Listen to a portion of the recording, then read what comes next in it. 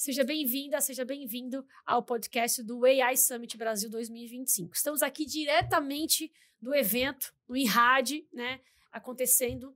E agora a gente vai trazer um pouco mais do que aconteceu em alguns painéis para vocês que estão aí nos assistindo, nos ouvindo, tá? Eu sou a Gladys Chueiro e você já me conhece. E agora eu vou ter a honra de entrevistar aqui dois grandes especialistas para falar de algo também muito interessante aqui, hein, pessoal? Eu vou deixar eles se apresentarem, falarem um pouquinho da jornada deles. Vou começar com a Elaine, tá bom? As damas primeiro. Elaine, obrigada pela sua visita aqui para nós. Obrigada pelo painel também. Eu queria que você se apresentasse, falasse um pouco da tua jornada aqui pra gente te conhecer um pouquinho. Meu nome é Elaine Coimbra, eu sou VP de Marketing da Associação Brasileira de Inteligência Artificial, sou fundadora e CEO da Foster, que é uma empresa do grupo WPP, né? E fui convidada para esse painel super interessante, que é o grande dilema do uso da IA. Né? Como a gente potencializa o humano usando inteligência artificial. Muito legal. Olha aqui, que interessante. Nosso Tudo colega. bom, Gladys? Tudo Obrigado bem. pelo convite, prazer estar aqui. Bom, estava no painel, né, com a Elaine, outros participantes. Eu sou o Guilherme Ravache, sou colunista do Valor Econômico, eu publico semanalmente uma coluna no Valor, mas também sou consultor e tenho empresas que produzem conteúdo, dão consultoria.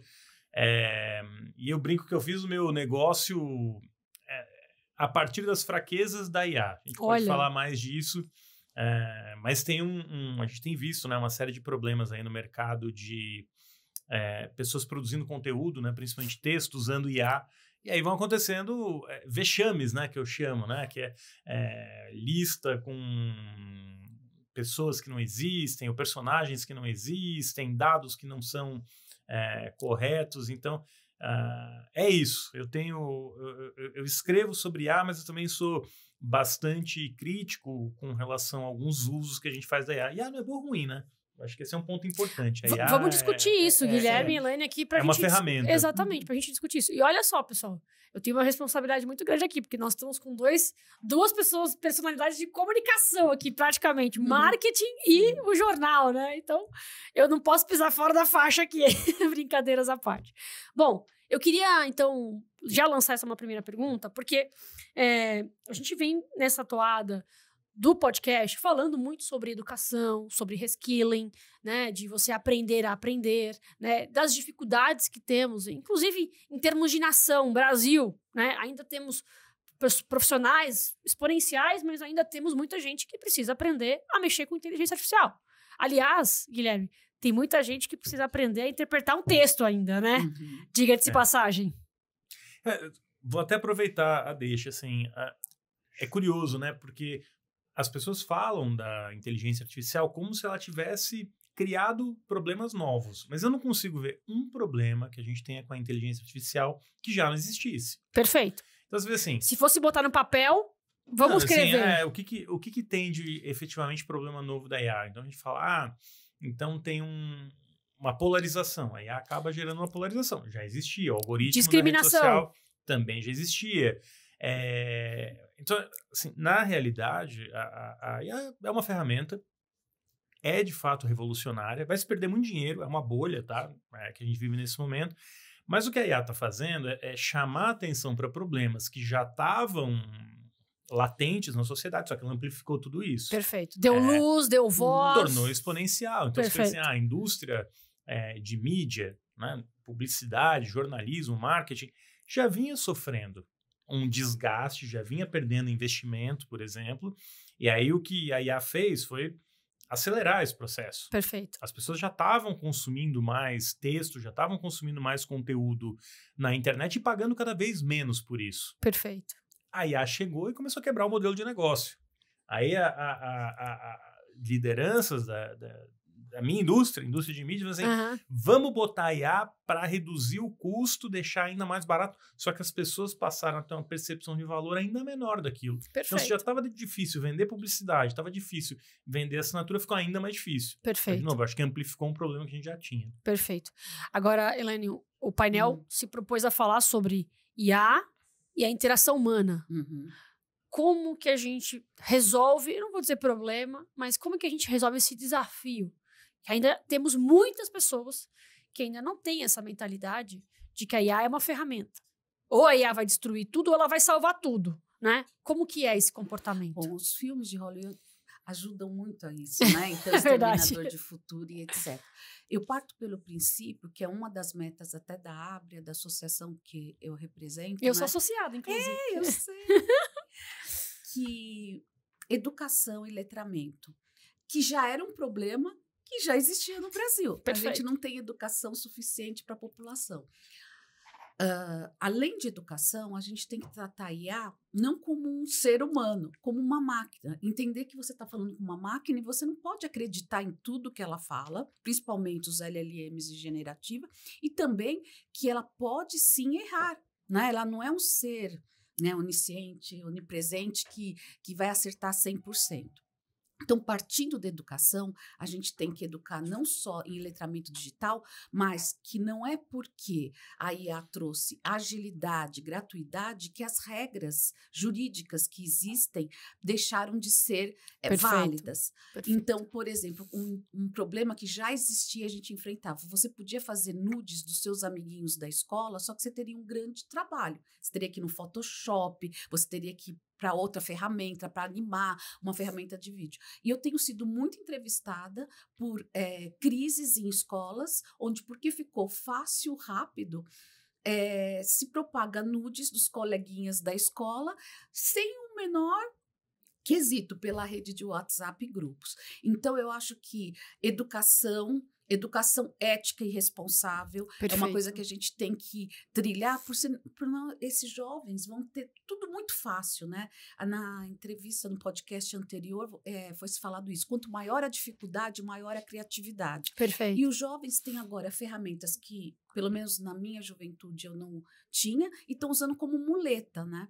Então, eu até brinquei.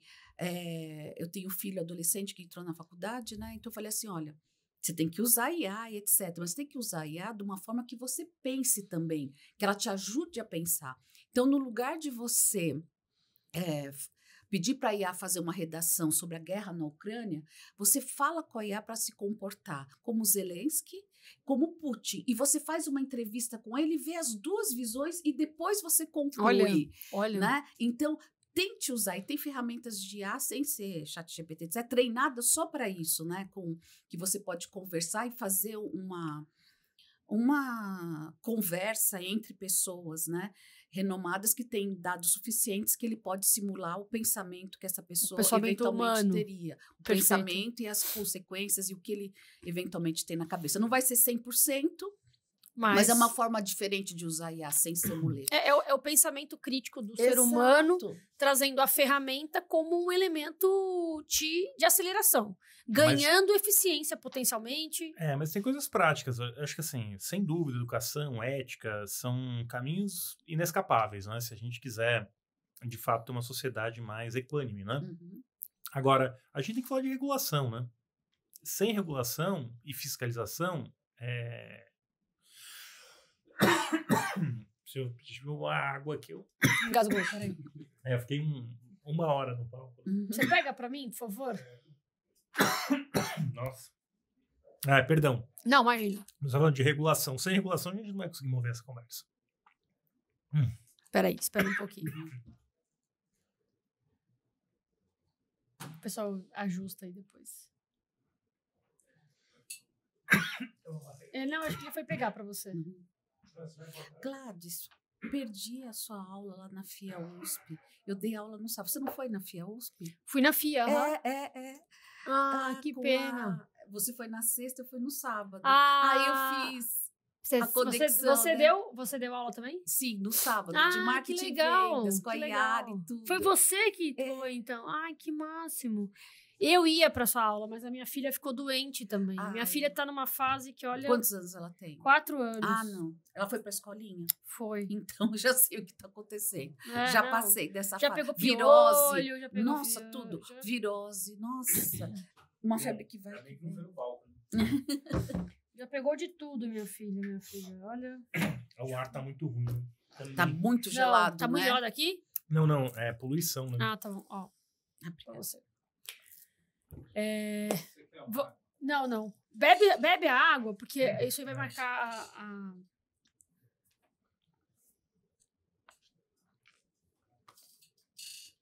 Bom, vamos lá. Melhorou?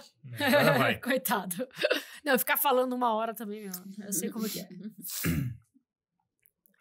Bom, perdão, passei mal aqui, mas voltando, Não, né? voltando. Engasguei. Por que como eu vinha dizendo, né?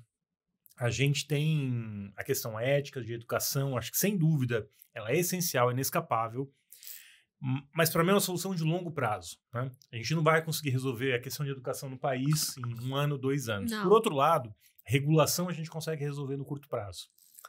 Perfeito. Claro que não é rápido, não é de um mês para o outro, às vezes leva anos, mas a gente pode tomar uma série de medidas, né, como sociedade, regular o setor, criar regras e também mecanismos de fiscalização para garantir que plataformas não estimulem a distribuição de conteúdo, como ela citou, inapropriado, para tentar reduzir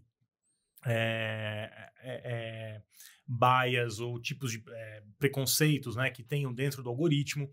Então, tudo isso a gente já mapeou os problemas. Agora, as empresas, por outro lado, assim, elas estão numa corrida para chegar na frente. A gente sabe que, historicamente, na tecnologia, quem domina o mercado fatura mais. Perfeito. Então, não tem um incentivo para essas empresas se controlarem.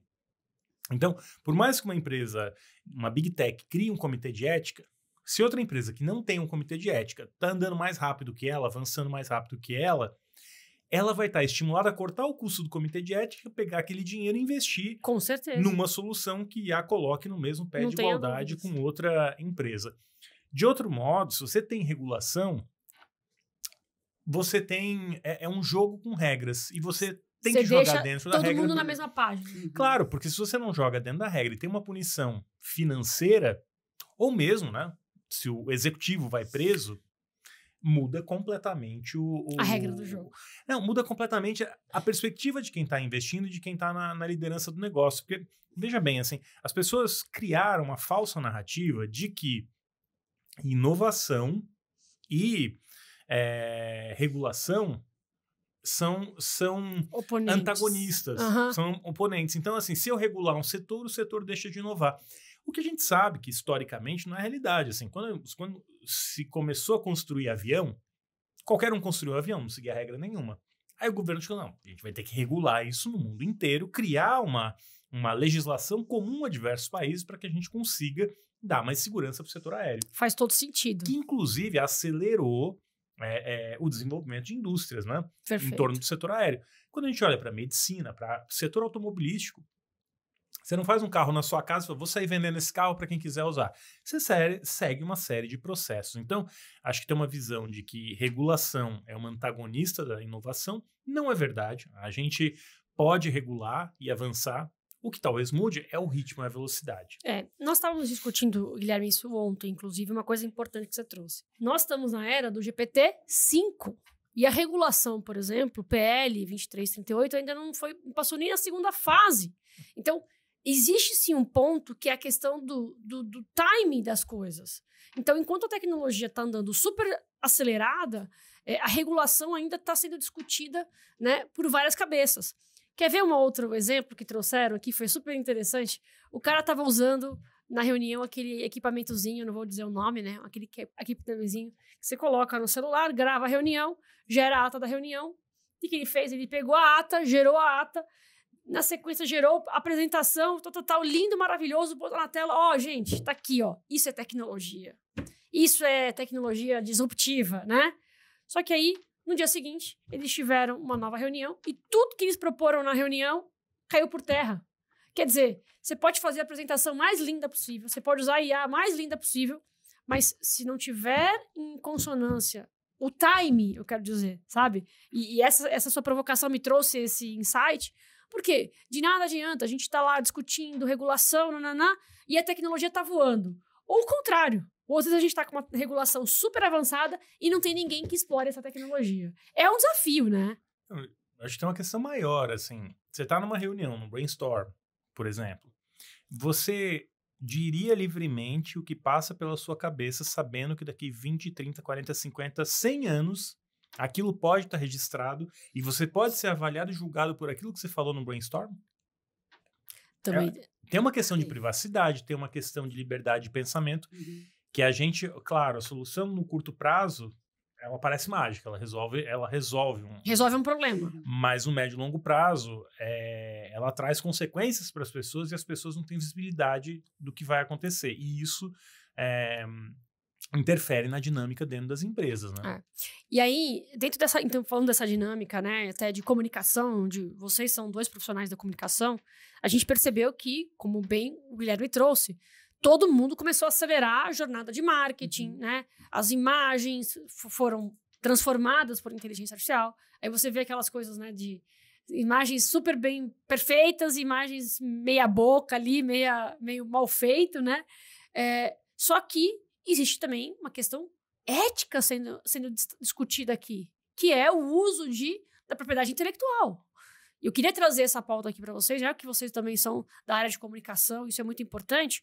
Mas, para além disso, né, tem o tema da propriedade intelectual, mas tem também a questão relacionada a esse uso ético da inteligência artificial dentro do processo de comunicação, dentro das conexões humanas, efetivamente.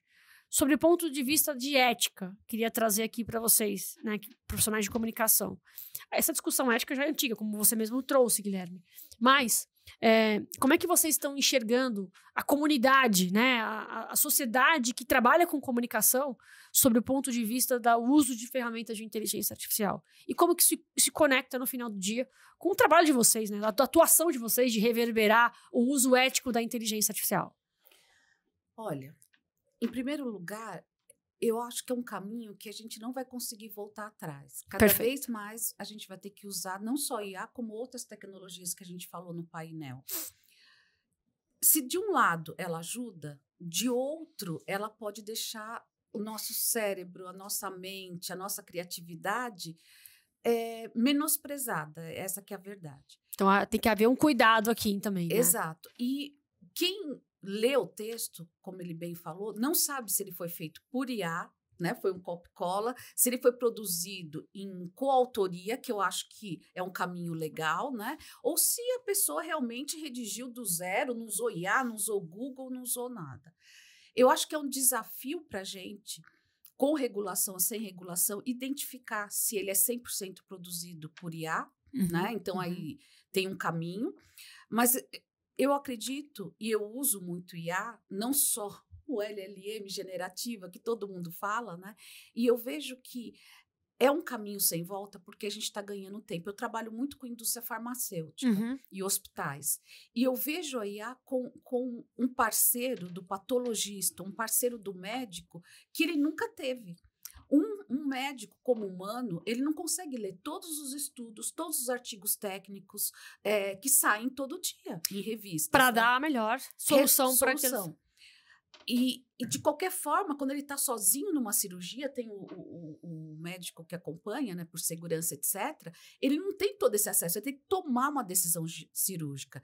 E UTIs e centro cirúrgico, eles estão lotados de dados, porque você fica sendo mensurado. Então, imagine, além dos dados que a gente vai captar durante uma cirurgia, de como aquele corpo está, se você pode dizer assim, ó, mulheres de 40 anos que estavam numa cirurgia dessa, aconteceu isso, as opções são essas. Para ele ter 100 médicos PhDs naquele tipo de cirurgia, para ele tomar uma decisão que tem que ser rápida, senão a pessoa pode vir a óbito. Então, eu acho que na saúde, na ciência, a IA vai ajudar, e não o LLM, outros tipos de IA, a realmente a gente ter um avanço como sociedade. Perfeito. Quem não teve um parente ou um amigo que morreu por uma doença que não foi diagnosticada precocemente, né? E a gente não vai resolver esse problema também, mas agora a gente tem mecanismos para resolver. Os próprios governos já estão implantando IAs que detectam antes do câncer a probabilidade. Então, isso não é um câncer hoje, mas você tem 75% de chance de virar um desenvolver. câncer. E isso não havia no laudo antes. O laudo você recebia se era ou se não era, não tinha isso. Então, eu acho que, como humanos, a gente tem que entrar num acordo. Então, aonde ela realmente precisa de uma regulação forte e aonde ela pode... existe até isso no ato da Comunidade Econômica Europeia e também na legislação japonesa, que eu achei que ela é muito mais meio termo. A gente não tem alguma coisa como a China, né, que você é filmado e mensurado todo, nem como a europeia, o Japão fez uma legislação no meio termo. Ou seja, atendendo a todos os públicos, né? Exato, exato. Eu acho que vale a pena quem se interessar pelo tema ver a legislação a gente japonesa. não conhecia essa legislação japonesa, muito boa. Ela está no meio termo, entendeu? Quer dizer, ela não vai nem ao céu nem ao inferno, Exato. né? Ela atende ao público. E Guilherme, eu queria ouvir você também, pela tua experiência, né? Você falou, interessante você ter falado assim, olha, o meu trabalho hoje é em função de algumas inconsistências da IA. E sempre vai ter, né? Mesmo antes da IA, né? Quando você pega a aviação, né? A gente tem vários estudos que apontam, né? Que o avião está tão automatizado, um avião de passageiro, grandes aviões, está tão automatizado que quando acontece um problema, não normalmente, mas em várias ocasiões, o piloto nem sabe como reagir. Porque Golden Cage, né, a gaiola de ouro. Ele está numa gaiola de ouro, quando aquela gaiola tem algum fator que foge ao controle dele, até você entender o que está acontecendo... Processar aquela informação. O avião caiu. Então, claro que voar hoje em dia é muito mais seguro do que anos atrás, a tecnologia avançou muito nesse sentido, mas aí o humano acaba sendo o elo fraco da corrente. Olha só. E a gente vai ter que endereçar essa questão de alguma maneira. Quando eu digo que a IA, as fraquezas da IA impulsionaram o meu trabalho, eu sou jornalista. A IA não gera insight, né? De verdade. A gente pode até discutir o que é insight, mas assim, a IA ela vai ler tudo que já está escrito. Perfeito. E vai trazer ali a resposta para aquilo que você perguntou. Mas, por natureza, ela é adulatória. Ela vai te agradar, vai tentar te engajar mais tempo ali. Ela não vai dizer, sua ideia é uma porcaria. Ou sua ideia não faz o menor sentido. Não, ela vai dizer, sua ideia é incrível. Enfim, a gente tem aí vários exemplos, né, de como a IA pode ser nociva para pessoas que tentam fazer tratamento. IA não é para terapia. O próprio ChatGPT já disse que não é para terapia. Mas a gente percebe, assim, esse Golden Cage effect, né, o efeito da gaiola de ouro, a gente está usando a IA, confiando na resposta da IA. Quando você vai para o mercado editorial, né, veículos de notícia, um número crescente de grandes marcas que está usando IA para fazer texto, publicando erros. Né? Materiais, inclusive. Erros materiais. Erros que impactam, e isso destrói a credibilidade do veículo. Eu tenho uma consultoria, 2 anos eu passei dizendo, gente, o que a gente faz aqui, que envolve credibilidade, confiança, as pessoas, né, lerem uma notícia, acreditarem na notícia, isso não vai ser terceirizado para IA. Inclusive, o valor econômico, né? Inclusive, o valor, jornal tão... A gente usa IA em vários momentos. A gente usa IA para fazer pesquisa, a gente usa IA para... pode usar IA para revisar texto depois. A própria Globo, né, tem o Irineu, que é uma IA desenvolvida dentro do Grupo Globo para atender demandas assim. A gente está usando a IA, mas escrever o texto com a IA... aí estou falando por mim, não estou falando pelo valor, pelo grupo. Estou falando Guilherme. Por mim. Se eu uso a IA para escrever, primeiro que eu acho que o texto fica ruim. Ele perde a alma ali, tem um estilo de escrever, perde a alma. Segundo, eu levo tanto trabalho checando o que a IA gerou, que às vezes não vale a pena usar, é melhor ir direto na fonte. Terceiro, escrever é um músculo, como qualquer atividade. Se eu paro de escrever e delego o trabalho de escrever para a IA, eu vou perdendo a capacidade de raciocínio que a Elaine estava falando aqui, né? Que a gente não usa, não se aprofunda, não tem o trabalho de pesquisa. Aqueles minutos que a gente perde para começar a escrever, a gente perde um tempo. Às vezes você vai estar lá travado na frente do computador. Na primeira página. Ele é um tempo de reflexão. E esse tempo de reflexão a IA não tem. Ela cospe uma resposta ali na hora. Então, nos últimos 2 anos, na consultoria, você dizendo, gente, acho que não é um caminho dedicar... Sim, vamos usar IA, mas não para escrever texto. Perfeito. Da mesma maneira, na área de produção de conteúdo que a gente tem, a gente falou, olha, vamos observar o mercado, mas a gente não vai usar IA para escrever o texto. Perfeito. Essa é uma decisão, né? O que aconteceu? Várias empresas foram para o caminho da IA, implementaram soluções de IA, só que agora que o Google está diminuindo o alcance de conteúdo totalmente feito por IA, porque ele não é útil, ele é só um conteúdo remastigado. Replica o conteúdo. Quando a Meta está reduzindo o alcance do conteúdo gerado por IA dentro da plataforma, quem produz conteúdo percebeu que talvez não fosse uma boa ideia utilizar a IA para gerar conteúdo. Para escrever e gerar um conteúdo que não agrega valor para o usuário. Só que eles falam, bom, então eu vou voltar a produzir conteúdo.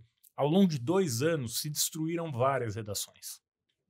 O conhecimento que tinha na redação saiu de lá. Estou falando de redação, mas acontece em agência, acontece em todo lugar. Como se recupera esse conhecimento? Então, ironicamente, hoje tem até empresa que nos procura e diz assim, preciso recuperar a capacidade de produzir conteúdo aprofundado. Olha só. Ou de retreinar a equipe para sentar na cadeira, refletir e escrever. Só que isso vai muito além do fato de usar ou não usar, escrever ou não escrever.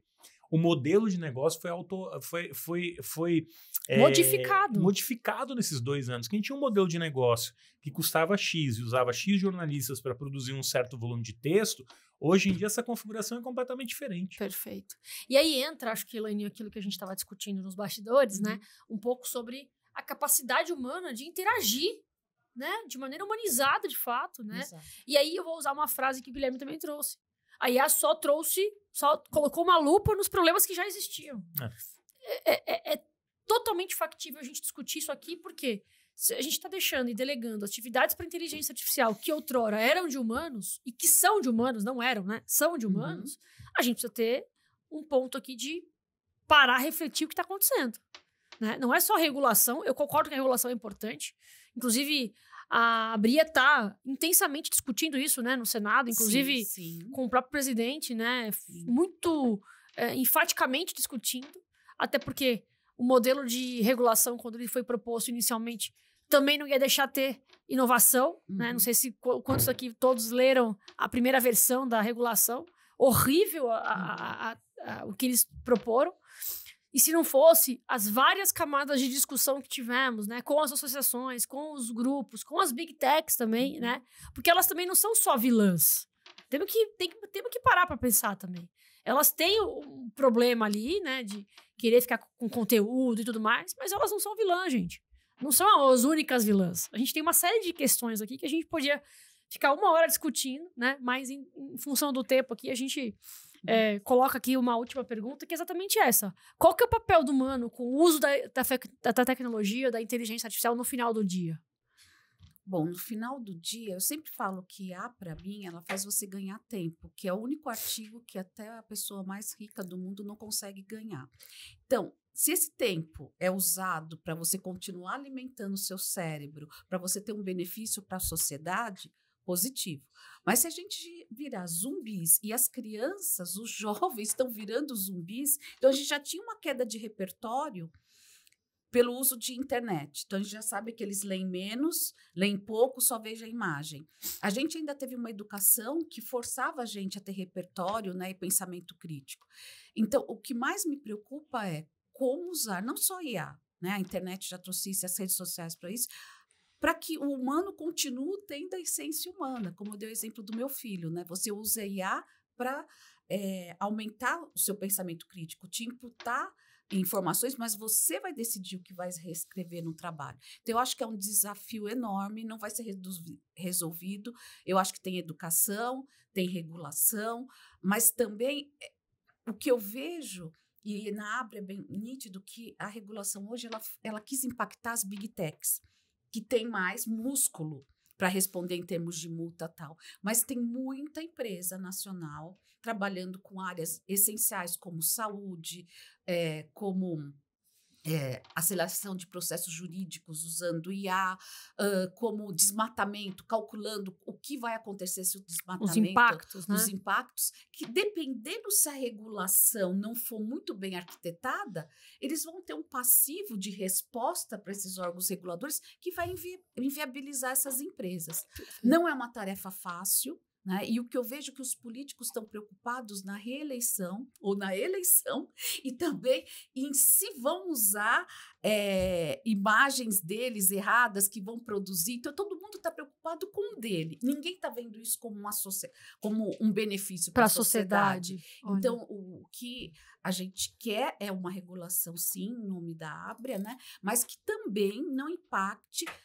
Você falou muito bem que inovação não é opositor de regulação, mas também que não onere o pequeno, porque aí a gente vai ficar só com Big Techs, porque elas têm que ter não sei quantas pessoas revendo o que a máquina falou que é legal, e o pequeno não tem isso, né?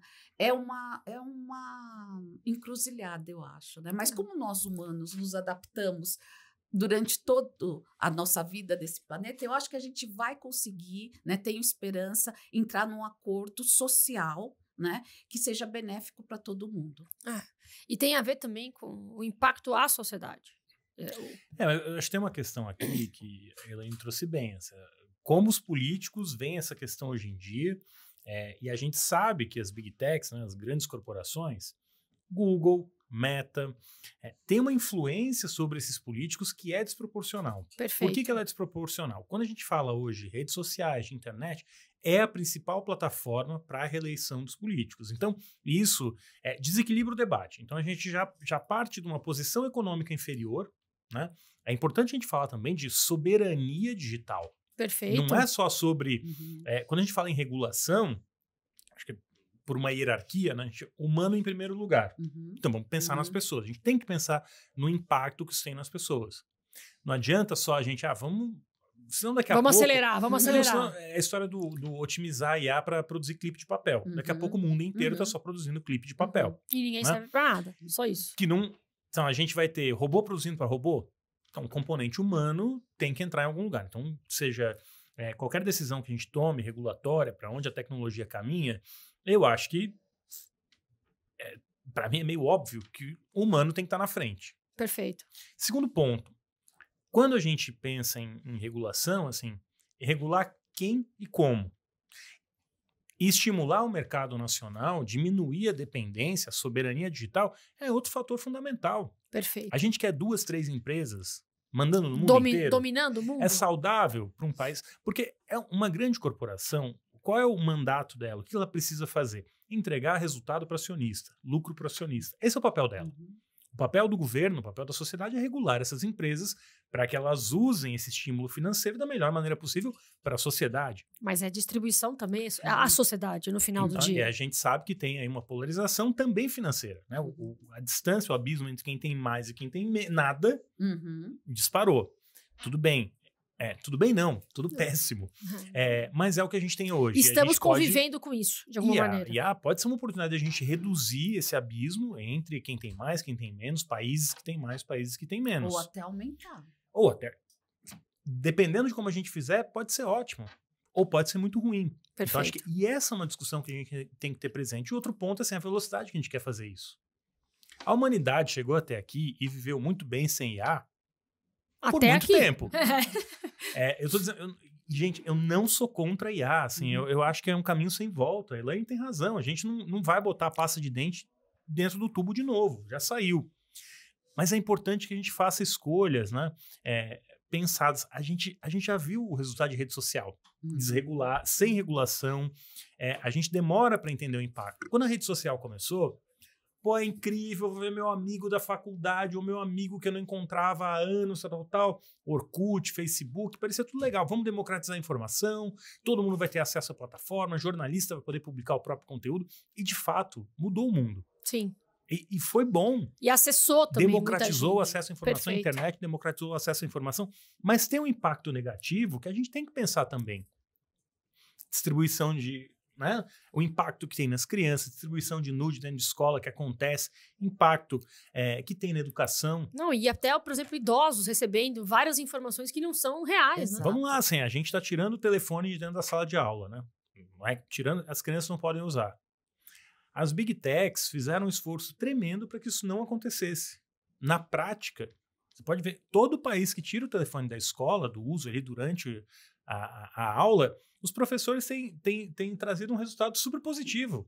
Exato. Então, não é que a gente também está dizendo aqui que tem que acabar com Big Tech. Não é isso. As empresas têm o seu papel.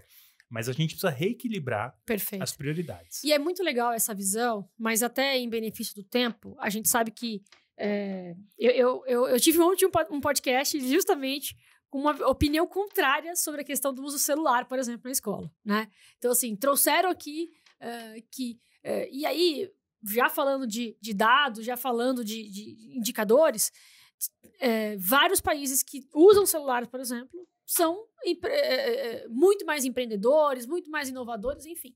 E eu não sou nem contra nem a favor aqui, eu sou só mediando aqui a conversa, né? Mas é muito bom ver esse contraponto, porque a sociedade precisa divergir para convergir. Esse é o meu ponto, né? E aí, pessoal, uma das coisas que eu acho super propositivo é a divergência, porque na divergência a gente consegue enxergar o que a gente não está enxergando. Exato. Caramba! Países que trazem resultados melhores, porque não tem celular na sala de aula, por quê? Porque estão focados, têm um objetivo, né? Enfim, mas ao mesmo tempo, poxa, será que eles vão ter acesso a essas informações? Como é que a gente pode inserir ou inferir tecnologia e inovação de outros modelos? Existem outros modelos que não sejam celulares, né? Tablets, computadores, que seja, enfim. Mas é isso, gente. Eu queria mais agradecer novamente o tempo de vocês. Eu sei que é um tema gostoso de se dizer, de conversar. Queria que vocês trouxessem aqui como é que as pessoas te acham nas redes sociais. Acham vocês nas redes sociais. Já falando de redes sociais, né? Mas como é que as pessoas te acham, Elaine? LinkedIn, Perfeito. Elaine Coimbra. Perfeito. Simples e objetivo. Exato. Vai lá no LinkedIn que você encontra. O meu também é LinkedIn, Guilherme Ravache. Legal. RAVACHE. E as matérias do valor, né? Quando é que você escreve? É que lá pelo LinkedIn você já vai encontra ter as colunas, sai uma por semana. Que legal. Sai um pouco mais, mas normalmente uma por semana. Tem bastante conteúdo no LinkedIn, as colunas estão lá também. Vou te acompanhar agora. Eu publico lá no LinkedIn. Fica o convite, se você tem vontade de ver, principalmente um ponto de vista, às vezes, que é diferente da narrativa corrente. É o que eu tento fazer mesmo. É questionar coisas que, às vezes, são colocadas como óbvias ou infalíveis. Eu acho que esse é o desafio. E eu acho isso muito propositivo. Muito propositivo. Acho que para esse ambiente que nós estamos vivendo é super necessário. Não adianta todo mundo falar a mesma língua. Ok, vamos todo mundo se entender, mas vai todo mundo caminhar para o mesmo caminho, que pode ser um abismo, né? E aí ninguém está enxergando diferente. E é muito legal. Só um último comentário, que ontem nós também tivemos um entrevistado aqui, o Juliano Kimura. Ele falou no painel de manhã. E ele falou um negócio que eu achei sensacional, que é o seguinte. Eu vou resumir também, porque eu não sou expert nisso, mas, por exemplo, já que a gente está falando de inteligência artificial e falando de uma série de informações que, teoricamente, vão ser construídas por uma inteligência artificial generativa que é sintética, significa que os dados que vão vir também serão sintéticos. Uhum. Esse é o primeiro ponto. E significa que, em algum momento, você não vai mais navegar em páginas da internet, porque a inteligência artificial vai navegar para você. Então, é uma inteligência artificial navegando num site que não tem mais a experiência do usuário. E olha que interessante, a gente pode correr o risco, eu não estou dizendo que não, mas pode correr o risco de perder essa questão do usuário navegar nos sites, navegar nas páginas, né? Navegar no ambiente da internet. Então, ele até brincou, né? Que é a teoria da internet morta, né? Inclusive, já tem um paper escrito por alguns cientistas falando sobre isso. E eu achei sensacional. Eu acho que vale também uma próxima discussão para a gente falar sobre isso, com certeza, no próximo podcast. Para mim, assim, parece o cenário de eu ir num restaurante, chegar no restaurante, não escolher nada, o cara botar um prato na mesa e falar assim, é isso que você vai comer. É isso que você vai comer, exato. Exatamente. Ele sabe tanto sobre você, estatisticamente, só que naquele dia, a criatividade humana, né, tudo queria mudar. Eu quero outro prato que eu nunca pedi, que eu fui sempre contra, às vezes, né, e hoje eu quero experimentar. Tostado com muito sal. E aí? Né? Isso aí não vai conseguir te dar. Não. O espírito humano, né? Toda a parte que a gente faz de pensamento crítico, criatividade, não. É que as pessoas confundem. O nosso cérebro, agora fazendo só uma parte, ele não foi construído para IA. Porque quando a gente ouve uma voz, ou vê uma pessoa, a gente acredita, ouve uma voz, que aquilo lá é humano. Quando ela manda um texto, a gente acredita que aquilo lá é humano. Foi construído por humano. Acredita que é humano. Tem pessoas que conversam, falam boa tarde, obrigada. Então, o nosso cérebro foi usado durante a evolução para conviver com outros humanos. E isso é neurociência. Quando a gente vê uma pedra, primeiro a gente pensa que é um humano. E rapidamente a gente fala, não é humano. Então, essa parte de empatia e de correlação humana está no nosso cérebro. E agora, o que está acontecendo? Pessoas se apaixonando por IAs, porque sabem tudo que você gosta, e pessoas fazendo terapia. Desafiador, gente, né, gente? Máquina. Então, é uma coisa que a gente tem que pensar como sociedade de novo, né? Até onde pode ser benéfico e não. É isso. Gente, mais uma vez, vocês como especialistas, muito obrigada pelo tempo de vocês. Foi ótimo esse bate-papo. E para você que nos acompanha, até o próximo podcast. Tchau, tchau. Olha, isso aqui ficaria mais uma hora conversando.